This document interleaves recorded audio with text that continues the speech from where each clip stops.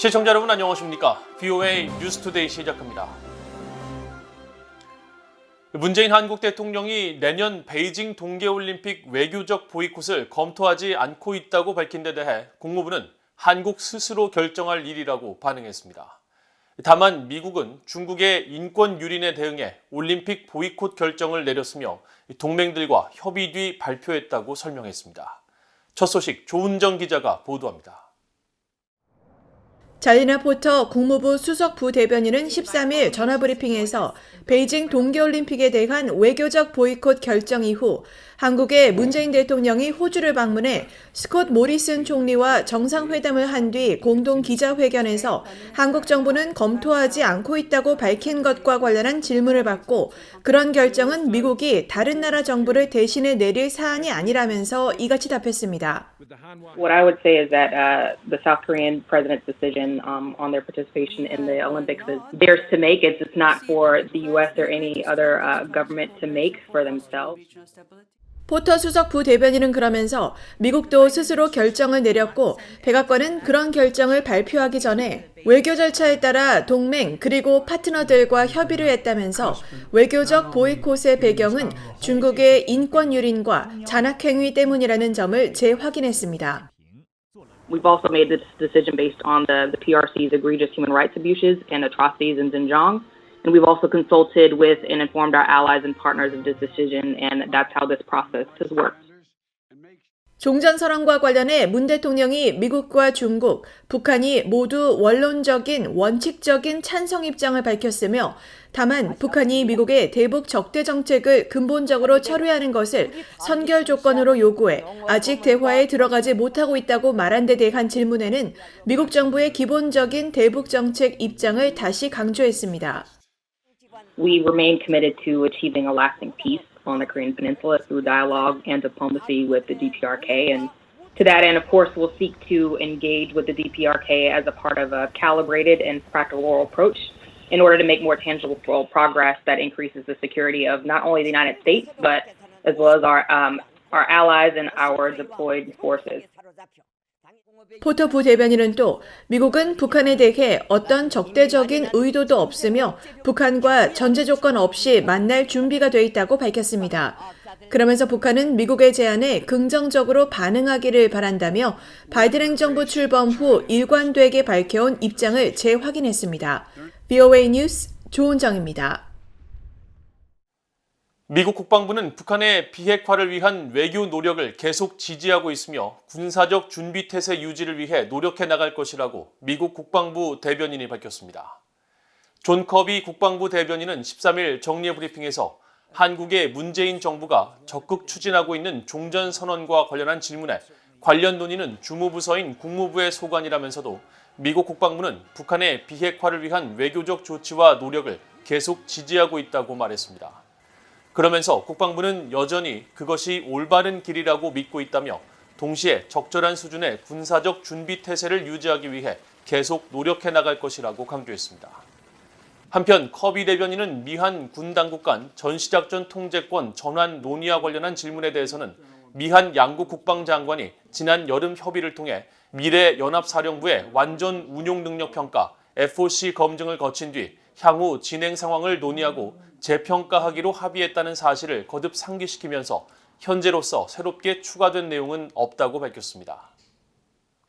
북한과 이란의 탄도미사일 공격 등에 대비하기 위한 탄도미사일 방어 프로그램을 갖춘 이지스함 증설 계획과 관련해 미국 의회가 검토해야 할 요소가 여전히 많다고 의회 조사국이 지적했습니다. 최근 상원과 하원 군사위원회는 이지스함의 탄도미사일 방어 프로그램 관련 일부 예산으로 16억 4,550만 달러를 책정했습니다. 이조은 기자가 전해드립니다. 미국 의회 조사국이 최근 갱신한 해군 이지스 탄도미사일 방어 프로그램 보고서입니다. 미국 정부가 탄도미사일 방어 프로그램을 갖춘 이지스함 증설을 추진하고 있는 가운데 의회는 관련 예산을 승인하기 전에 검토해야 할 요소가 여전히 많다고 지적했습니다. 의회는 관련 예산 심의 과정에서 신종 코로나 바이러스 사태가 관련 활동의 집행에 미칠 영향부터 이지스함 탑재 탄도미사일 방어 프로그램이 적국의 대륙간 탄도미사일 ICBM 공격에서 미국 본토를 방어하는 데 어떤 역할을 해야 할지 등 검토해야 할 요소가 다양하다는 겁니다. 앞서 지난 2018년 미국 해군은 탄도미사일 방어 프로그램을 갖춘 이지스함을 2023년까지 60척으로 늘릴 예정이라고 밝힌 바 있습니다. 현재 탄도미사일 방어 역량을 갖춘 미국 해군의 이지스함은 48척입니다. 탄도미사일 방어 프로그램이 탑재된 미국의 이지스함은 북한이나 이란 같은 적국의 탄도미사일 공격에 대한 영내 방어를 위해 서태평양 지역과 페르시아만 유럽 해상 일대에서 운용되고 있습니다. 의회 조사국 보고서에 따르면 이지스함의 탄도미사일 방어 시스템은 원래 주로 전구 범위의 단거리, 중거리, 중장거리 탄도미사일을 요격하도록 설계됐습니다. 보고서는 전구 범위의 탄도미사일 요격 역량 외에도 이 시스템이 수집한 감지 추적 데이터는 ICBM 요격을 위해 고안된 미국의 다른 탄도미사일 방어 시스템에 사용될 수도 있다고 밝혔습니다. 또 이지스함의 탄도미사일 방어 임무가 해군의 이지스함 함대에 부담을 가중할 수 있다며 현재 해군의 이지스함이 수행하는 탄도미사일 방어 임무에 대한 대안을 검토해야 할 것이라고 밝혔습니다. 아울러 괌에 이지스 어슈어 시설을 구축하는 방안과 하와이에 있는 기존의 이지스 어슈어 미사일 방어 실험 시설을 탄도미사일 운용 시설로 전용하는 방안도 여전히 쟁점으로 남아있다고 지적했습니다. 이지스 어슈어는 이지스함에 탑재된 요격 미사일과 고성능 레이더를 지상에 배치하는 탄도미사일 방어 시스템입니다. 상원과 하원 군사위가 최근 합의한 새 국방수권 법안에 따르면 이지스함의 탄도미사일 방어 시스템 관련 일부 예산은 미사일 방어청이 의회에 요청한 16억 4,790만 달러보다 조금 낮은 16억 4,550만 달러로 책정됐습니다. 상하원 군사위는 그러면서 미국 해군의 이지스함에 탑재된 레이더와 요격 미사일에 현재와 미래 대공미사일 위협 대응 역량과 개선 방안을 담은 평가 보고서를 제출하도록 했습니다. VA 뉴스 이존입니다. 일본 정부가 북한 인권 침해 문제 인식 주간을 맞아 북한 정권에 의한 일본인 납북자 문제를 다루는 국제 회의를 개최하고 북한 납치 문제 해결이 일본 정부의 최우선 해결 과제라고 강조했습니다. 일본 정부 대변인이자 납치 문제 담당상을 겸임하고 있는 마츠노 히로카즈 일본 관방장관은 11일 납치 문제 해결을 위한 국제 협력을 주제로 열린 국제 심포지엄에서 북한에 의한 일본인 납치 피해 문제는 일본의 주권과 국민의 생명이 직결된 중대한 문제라면서 이같이 밝혔습니다. 그러면서 북한의 납치 문제 해결은 기시다 후미오 총리 내각의 가장 중요한 과제라며 납치 피해자 전원을 하루라도 빨리 귀국시킬 수 있도록 모든 노력을 기울일 것이며 이를 위해 기시다 총리가 김정은 북한 국무위원장과 조건 없이 만날 의향이 있다는 점을 거듭 강조했습니다.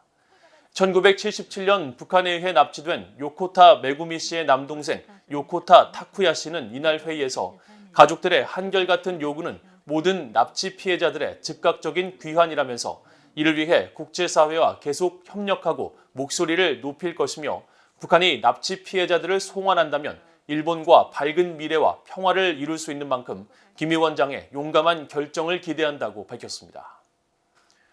유엔 인구기금은 13일 공개한 인도주의 활동 2022년 개요 보고서를 통해 내년에 전 세계 61개국 산모 등 여성과 어린이 5,450만 명을 돕기 위해 8억 3,500만 달러가 필요하다고 밝혔습니다. 유엔 인구기금은 특히 이 가운데 북한에는 200만 달러가 필요하며 대북 지원에 필요한 200만 달러 가운데 65%에 해당하는 130만 6,700달러를 확보했다고 밝혔습니다. 유엔 인구기금은 산모의 안전하고 건강한 출산을 지원하고 아동과 청소년의 잠재력 개발을 촉진하기 위한 유엔 기구로 북한에서는 지난 1985년부터 활동을 시작했으며 지난 10월 보고서에서는 북한의 고령화 문제 해결 등 정책 개발 정보 제공과 출산 보건 기준 이행, 주요 물자와 장비, 교육 제공을 해왔다고 밝힌 바 있습니다.